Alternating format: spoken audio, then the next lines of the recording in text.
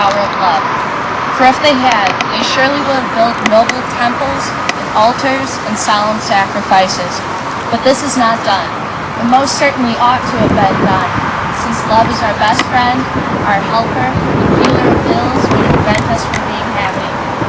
To understand the power of love, we must understand our original human nature is not as it is now, but different.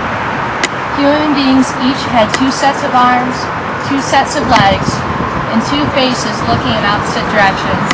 There were three sexes then, one comprised of two men called the children of the sun, one made of two women called the children of the earth, and a third made of a man and a woman called the children of the moon.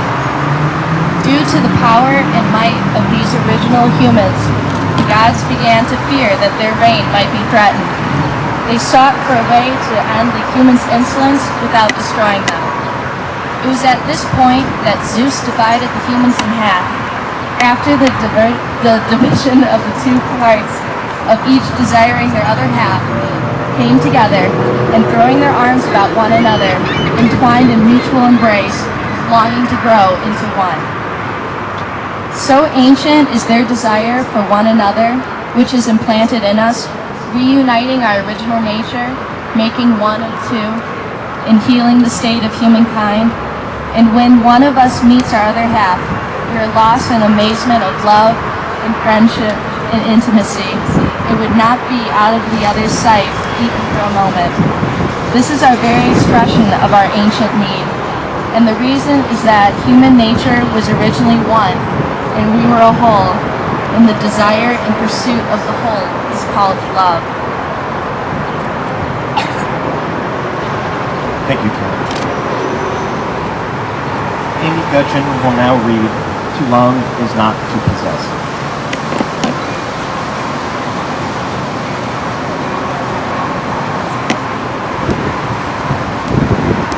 To love is not to possess, to own or imprison, nor to lose oneself in another. Love is to join and separate, to walk alone and together, to find a laughing freedom that lonely isolation does not permit. It is finally able to be who we really are, no longer clinging in childish dependency, nor docilely living separate lives in silence. It is to be perfectly oneself and perfectly joined in permanent commitment to another and to one's inner self. Love only endures when it moves like waves, receding and returning gently or passionately, or moving lovingly like the tide, in the moon's own predictable harmony, because finally, despite a child's scars or an adult's deepest wounds, they are openly free to be who they really are, and always secretly were, in the very core of their being, where true and lasting love can alone abound.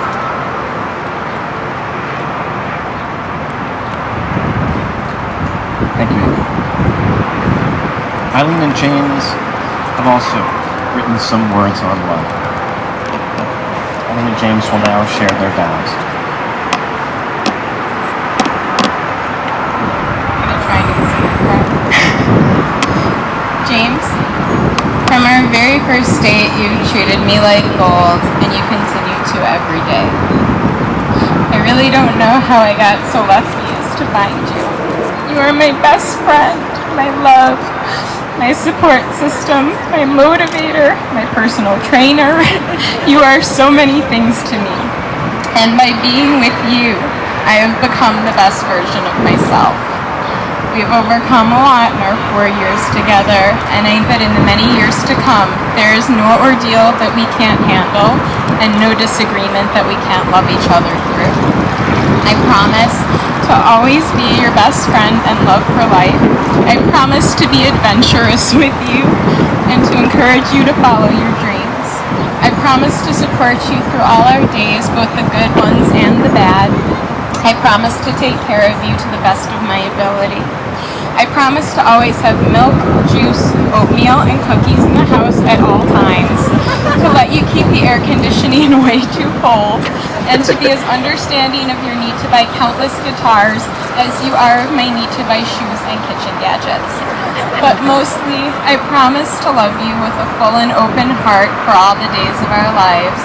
I am so beyond thrilled to take you exactly as you are to be my husband.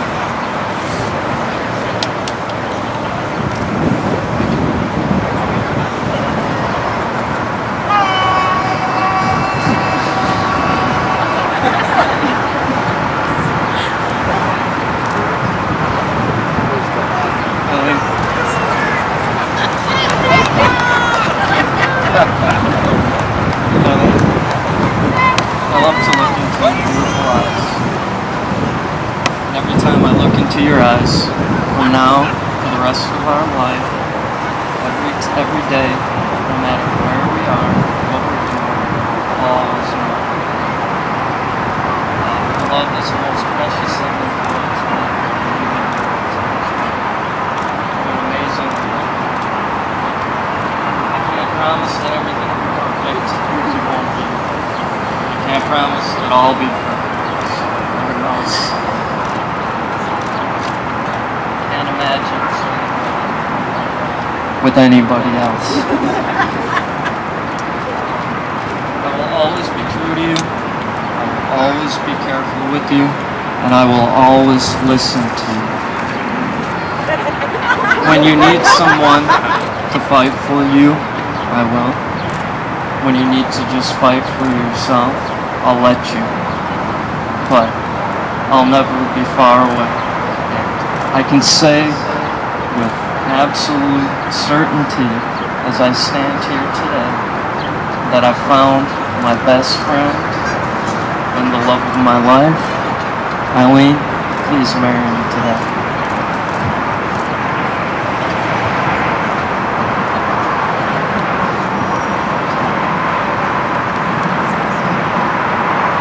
James and Eileen have expressed their wishes to sign a ketubah at this ceremony, as a sign of their undying commitment to one another.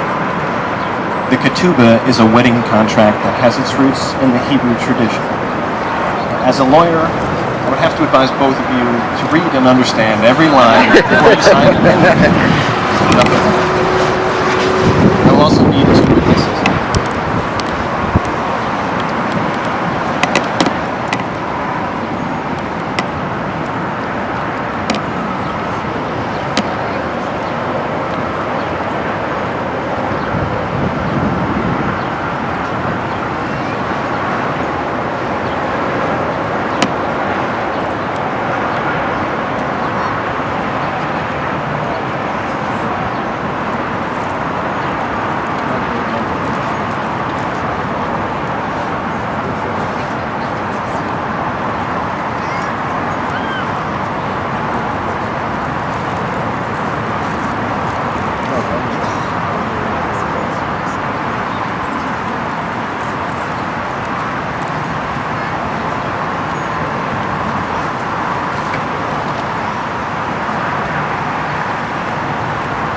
Ketubah reads as follows.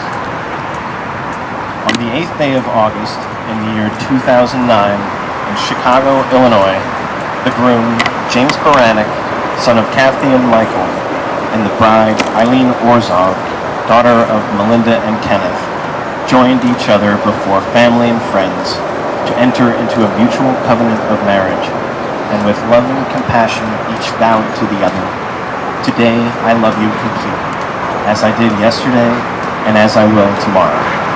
I will be there for you when you need me most. I will hold you in my heart just as I hold you in my arms.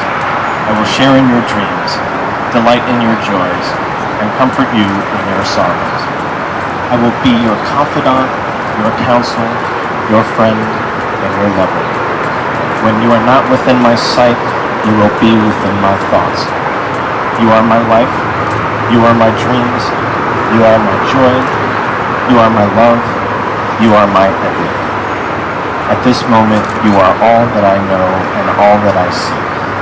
As we grow old together and our love matures, may we hold on to the passion and affection for each other we feel today. Our commitment to each other seals this document.